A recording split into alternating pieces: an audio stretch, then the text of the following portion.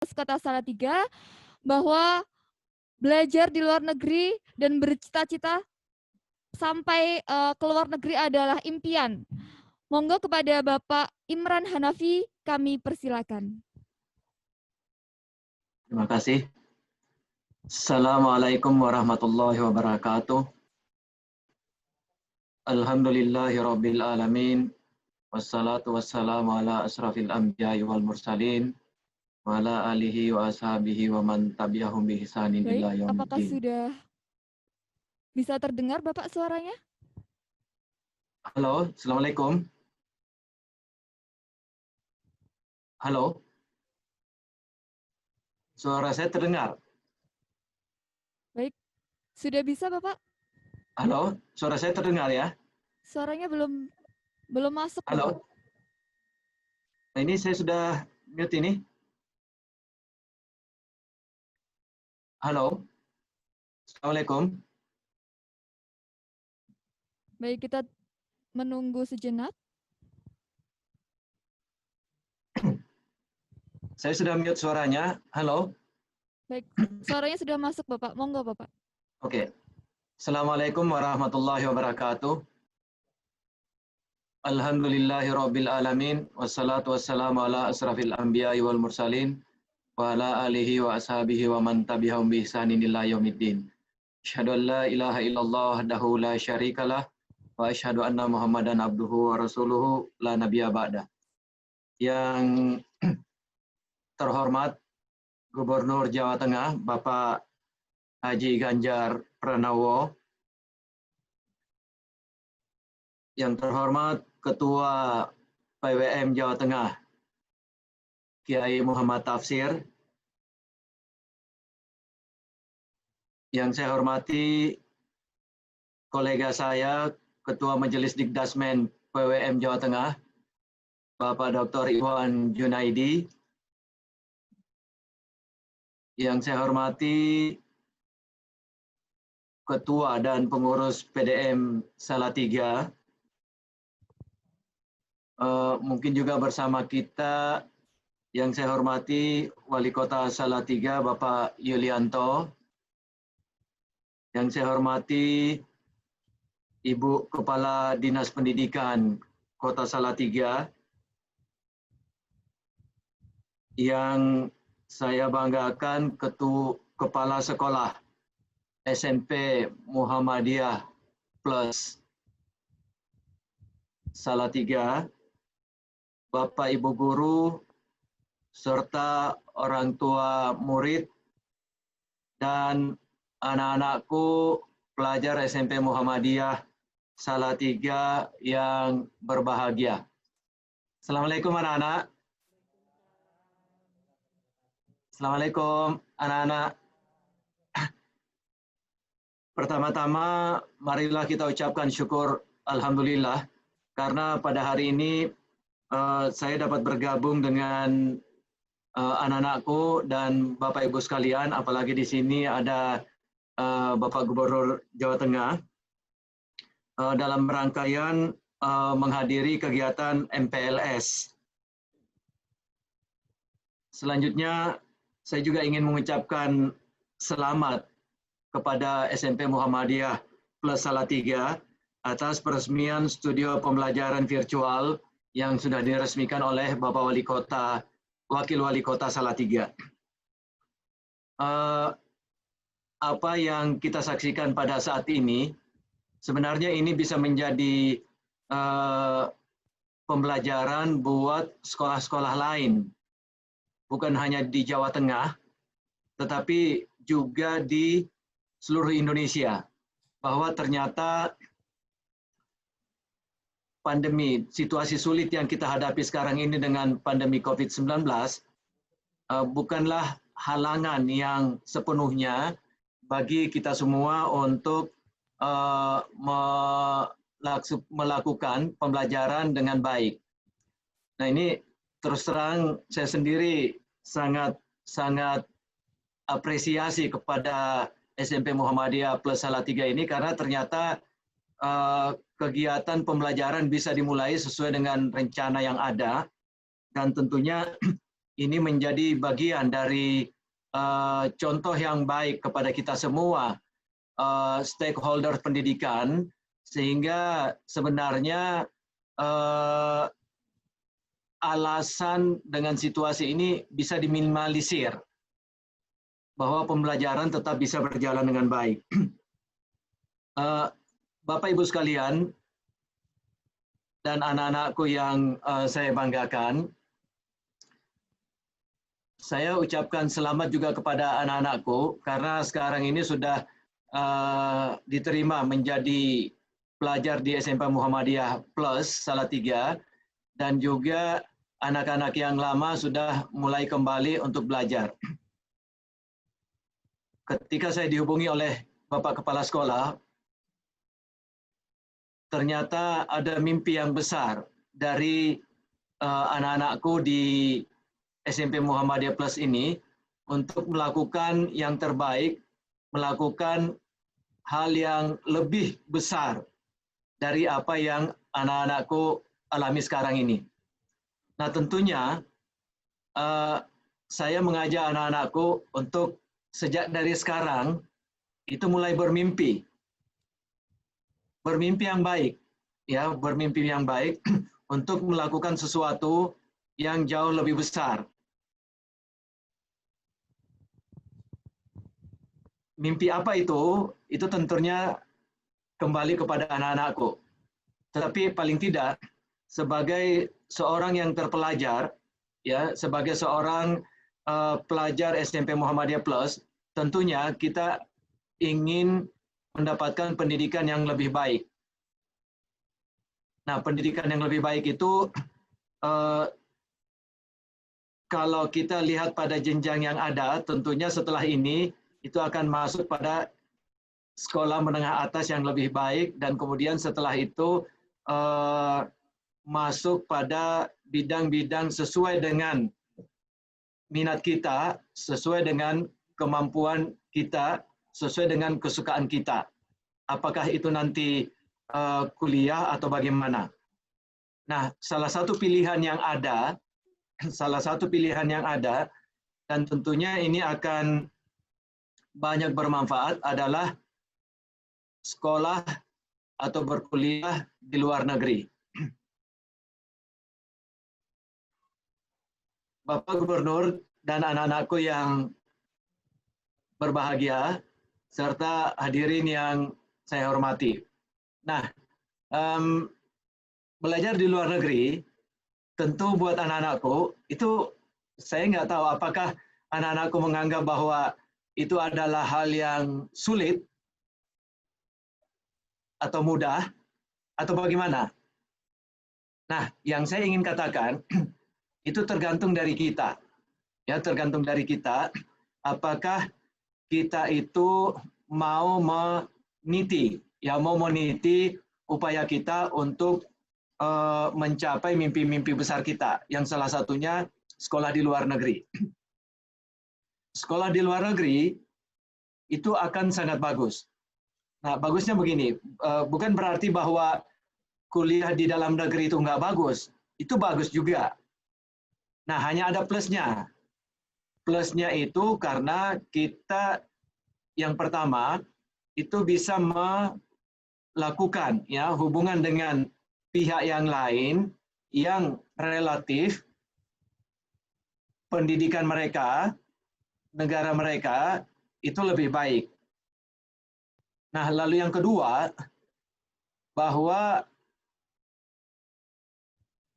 capaian-capaian mereka dalam kaitan dengan ilmu, itu kita juga bisa dapatkan, bisa pelajari dari mereka secara langsung.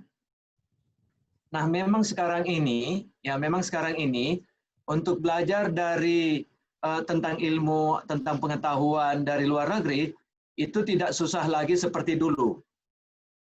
Ya, karena kita pun sudah bisa mendapatkan ilmunya itu melalui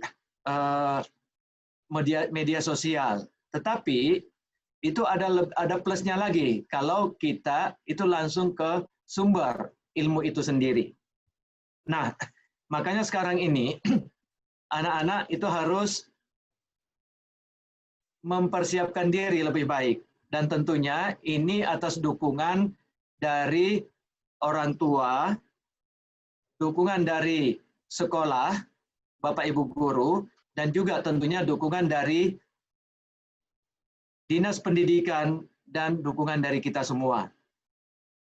Nah, sekolah di luar negeri anak-anak itu tidak susah, ya, tidak susah untuk mencapainya. Apalagi sekarang ini, untuk mendapatkan informasi di mana hendaknya kita bersekolah, berkuliah, itu sudah sangat mudah kita dapatkan informasinya.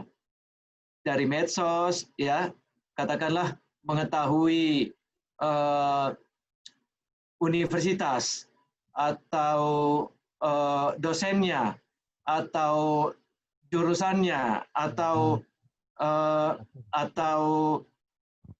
mata kuliahnya itu bisa melalui internet, ya, melalui media sosial. Selamat Apakah datang itu Bapak? Iya, apakah itu universitas di Australia, universitas di Amerika, universitas di Cina, universitas di Turki, itu sudah lebih mudah. Nah, satu syarat utama adalah kemampuan bahasa asing. Ya, kemampuan bahasa asing.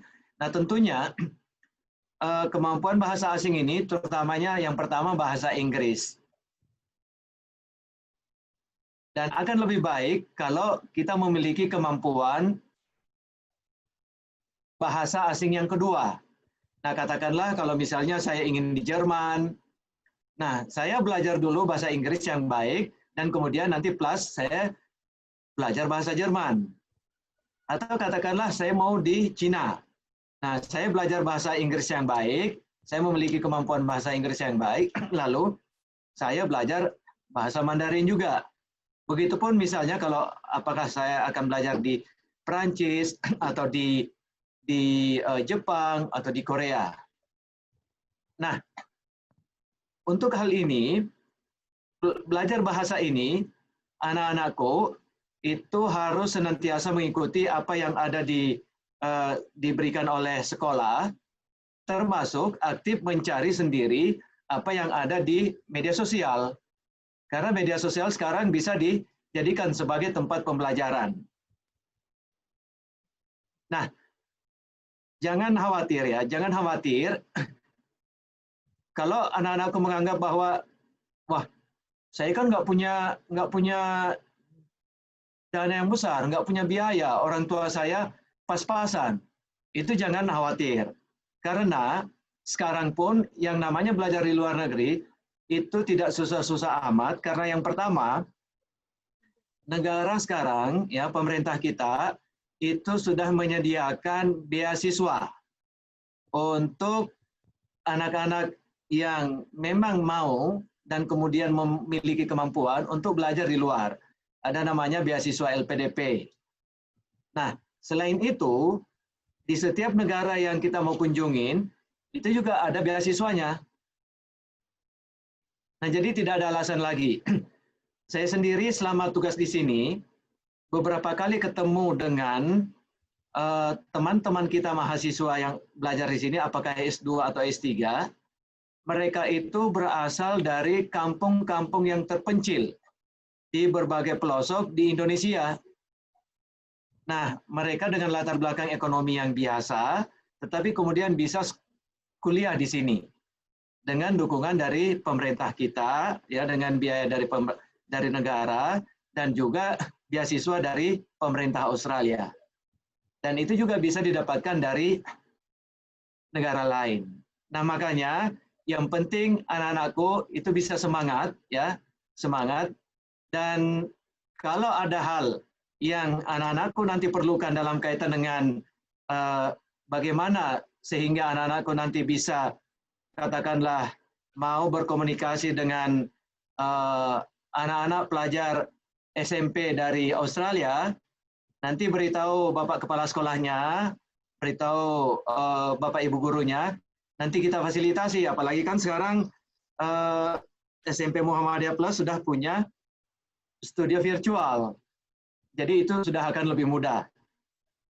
Nah, makanya dalam kaitan dengan ini, Bapak Kepala Sekolah dan Ibu Guru sekalian, saya kira semangat anak-anak kita ini itu perlu dijaga terus-menerus. Saya kira fasilitasi dari sekolah, nah apalagi dukungan yang luar biasa dari Bapak Gubernur dan juga Bapak Wali Kota serta Dinas Pendidikan yang sangat besar, ini akan bisa mendukung semangat dan upaya-upaya yang dilakukan oleh teman-teman di SMP Muhammadiyah Plus ini. Nah, satu hal yang saya ingin sampaikan kepada teman-teman di kepala sekolah dan Bapak Ibu guru sekalian, bahwa yang pertama, nah tadi saya sudah menyampaikan terkait dengan bahasa ini. Nah, bagaimana kita memfasilitasi kepada anak-anak ini, apakah secara formal atau informal, sehingga mereka ini bisa mengasah kemampuan bahasanya. Dan itu akan lebih baik kalau itu dilakukan secara informal, karena biasanya anak-anak ini dalam kaitan dengan bahasa itu akan sangat bagus kalau mereka belajar dalam tanda kutip sambil bermain gitu. Nah, saya kira juga pelajaran yang lain pun seperti itu. Nah, ada banyak hal yang dilakukan oleh sekolah-sekolah di sini, itu pembelajaran itu dilakukan tidak melulu di kelas, dan itu malah ada dukungan lain, misalnya melalui pembelajaran IT dan sebagainya. Karena pembelajaran IT, nah ini saya berani ngomong seperti ini karena sekolah ini sudah punya fasilitas itu. Nah, ada banyak hal yang bisa dilakukan dalam kaitan dengan pembelajaran IT ini, bukan sekedar lagi sekarang mengetahui bagaimana mengoperasikan komputer dan segala macam, tapi lebih jauh dari itu pembelajaran untuk pengetahuan literasi dan numerasi itu bisa dilakukan. Bahkan menurut saya, nah ini mungkin nanti saya bersedia ya, kalau mau berkomunikasi lebih lanjut dengan Bapak Kepala Sekolah atau Bapak Ibu Guru sekalian. Nah, menurut saya pelajaran-pelajaran lain pun termasuk dalam kaitan dengan pendidikan karakter itu bisa dilakukan dengan virtual.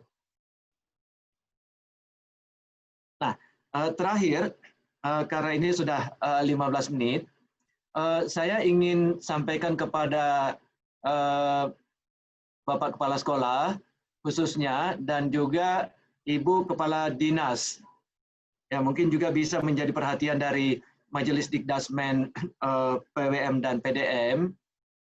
Nah, dalam kaitan dengan mimpi sekolah ini untuk mengirim anak-anaknya ke luar negeri.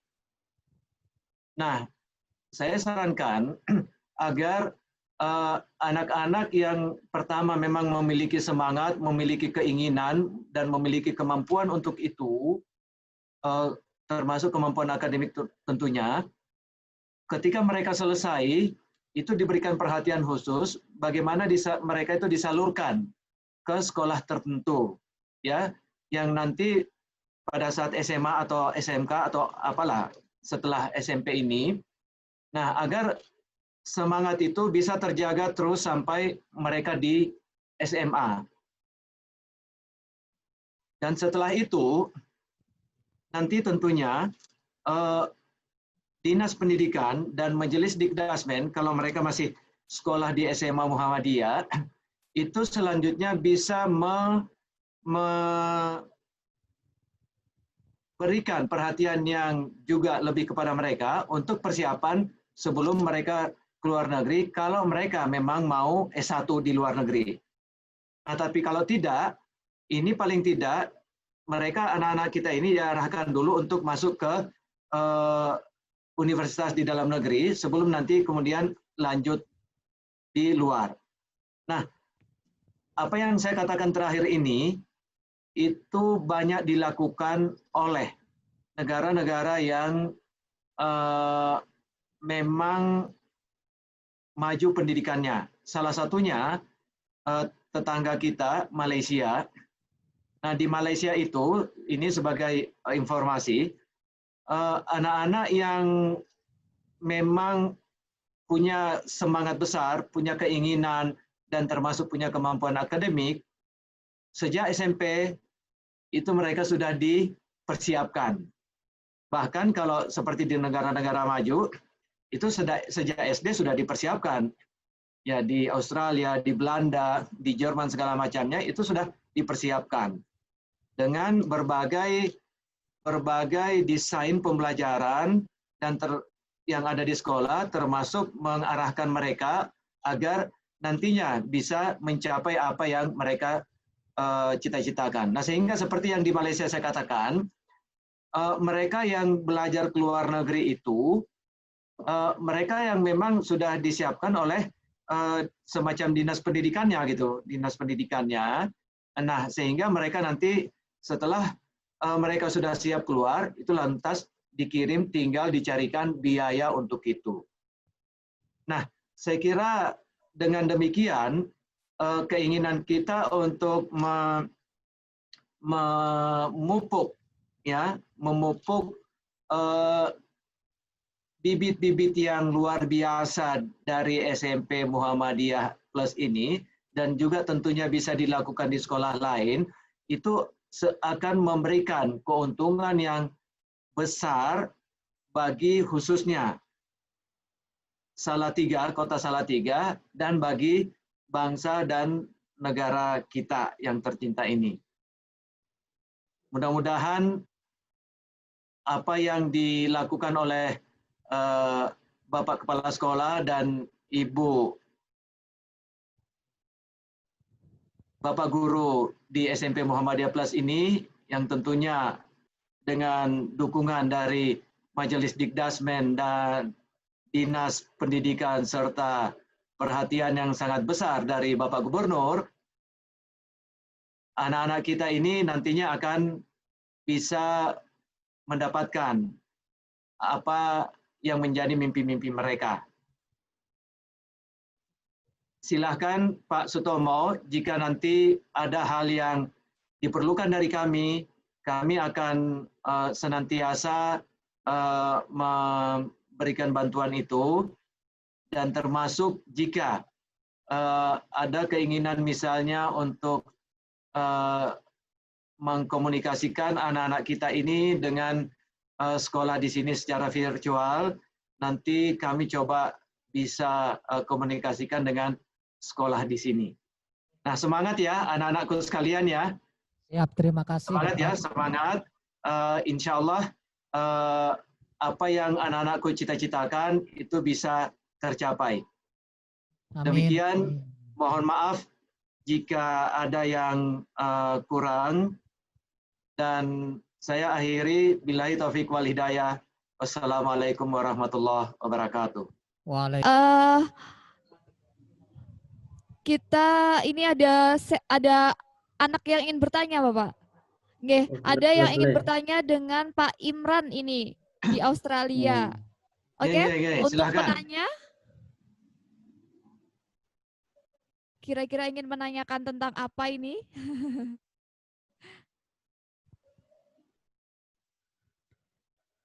Iya.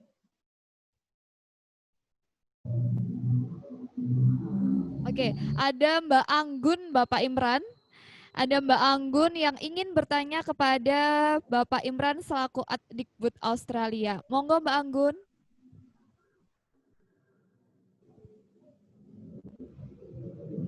Untuk audionya Mbak Anggun bisa di-unmute dulu, bisa dinyalakan?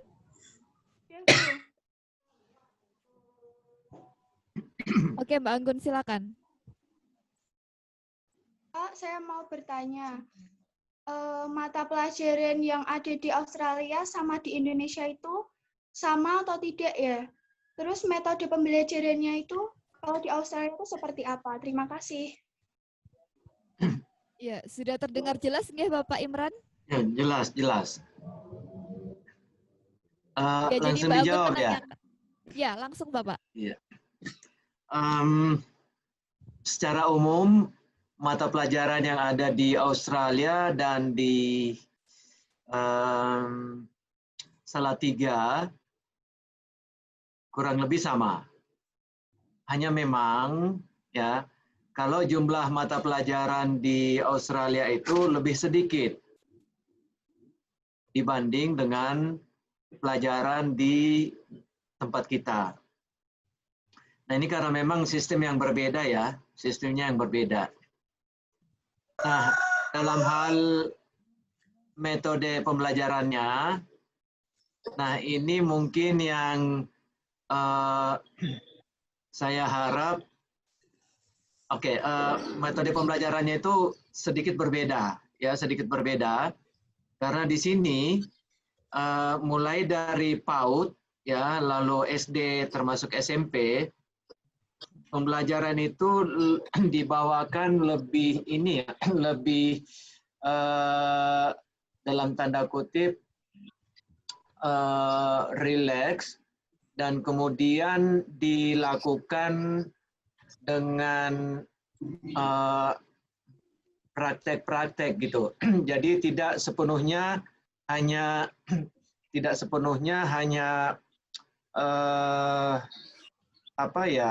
guru menerangkan di kelas, depan kelas. Nah, salah satu contoh misalnya seperti tadi yang digambarkan oleh Bapak Gubernur. Ketika ada anak yang bertanya tentang kepada ibunya tentang makanan, tentang cabai, bahwa itu penuh dengan vitamin C. Nah, ini mungkin nanti Ibu bisa mengubah sedikit demi sedikit pola pembelajaran. Di sini, ketika anak diajarkan tentang misalnya tanaman, ya tanaman biologi, ya terkait dengan biologi tanaman misalnya. Nah, itu tidak sekedar diajarkan di depan kelas, lalu diperlihatkan buku segala macam, tidak. Tetapi anak-anak itu misalnya dibawakan tanaman itu di sekolah, lalu diperlihatkan segala macam gitu. Makanya umumnya sekolah di sini itu akan kita sering melihat di sudut-sudut sekolah itu ada tanaman misalnya ya, tanaman, lalu anak-anak itu melihat tanaman itu. Biasanya di sekolah ada kita lihat ayam, ada kita lihat kelinci, dan anak-anak itu belajar mengikuti perkembangan dari apa yang ditunjukkan oleh gurunya terkait dengan pelajaran biologi itu misalnya. Bahkan saya pernah mengunjungi satu sekolah di sini, anak-anak itu dan itu tempatnya tidak luas banget gitu. Nah, diajari menanam sayur. Kalau nggak salah ketika itu ada 3 jenis sayur gitu. Sedikit-sedikit aja, sedikit-sedikit. Lalu anak ditunjukkan dan anak yang melakukan menanam sayur itu, benihnya, dan kemudian diajari menyiram. Anak itu sendiri yang menyiram. Itu sampai berbuah. Jadi anak disuruh mengikuti perkembangan dari tanaman itu sampai akhirnya berbuah. Ketika berbuah pun diminta memetik sendiri, dan kemudian, nah di sekolah itu ada juga ruang khusus untuk praktek memasak. Nah tadi yang Pak Ganjar kemukakan ini. Nah, ada praktek memasak di situ, dan kemudian sayur-sayur yang ada di sekolah itu dipetik bersama, dan kemudian akhirnya itu dimasak bersama oleh guru. Nah, mungkin Bapak Ibu guru ingat, ya, itu sangat terkenal di Muhammadiyah, teologi Al-Ma'un. Nah, Kiai Dahlan itu tidak melulu hanya mengajarkan surah Al-Ma'un itu sampai dihafal, tetapi Kiai Dahlan kemudian meminta kepada murid-murid pengajiannya untuk mempraktekkan dulu. Nah, di dalam bayangan saya, pola mengajar seperti itu, pola mengajar Kiai Dahlan itu yang harus praktekkan kepada anak-anak kita. Jadi learning by doing. Ya, Bapak. Learning by doing.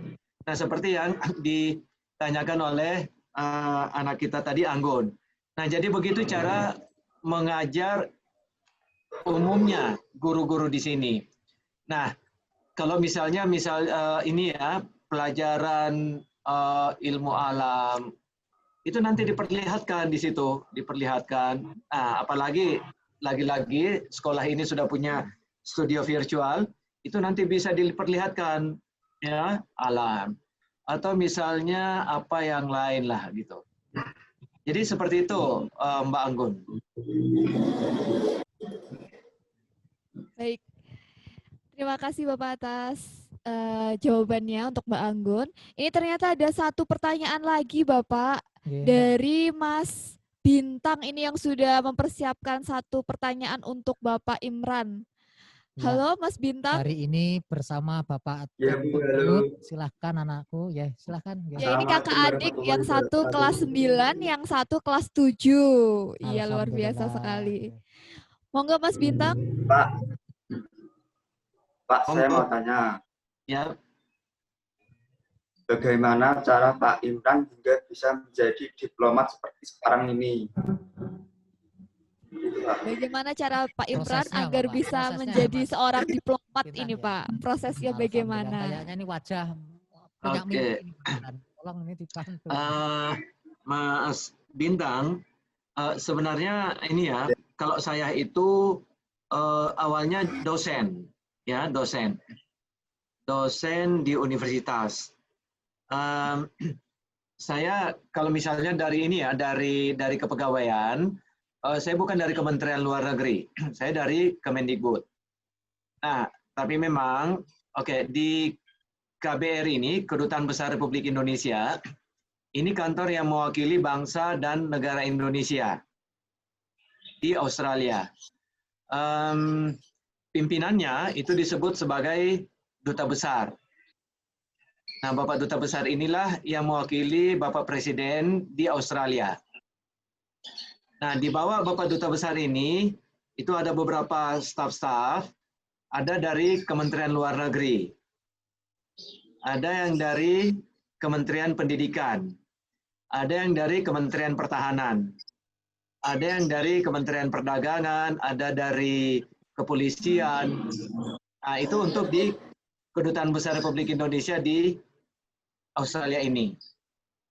Nah, kalau yang ini dari Kementerian Luar Negeri, nah itu mencakup keseluruhan, ya, yang dari staf dari Kementerian Luar Negeri, diplomat dari Kementerian Luar Negeri, itu mencakup keseluruhan bidang.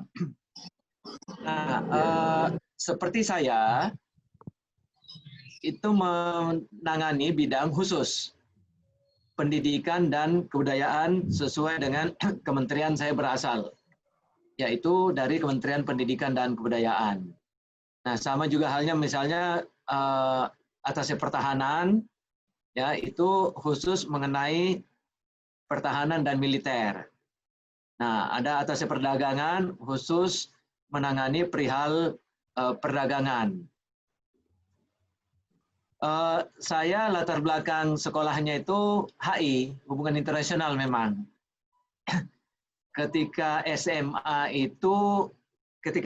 itu baru mulai muncul. Wah, enak juga ini tugas di luar negeri.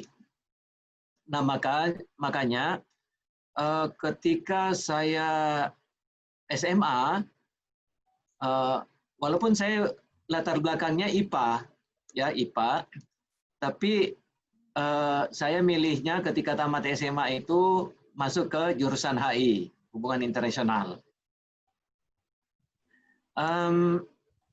Tapi ketika selesai itu tidak langsung mendaftar ke Kemlu, tidak masuk ke Kemlu untuk menjadi diplomat melalui Kemlu. Saya menjadi dosen di Universitas Hasanuddin di Makassar di jurusan hubungan internasional. Nah, dilalah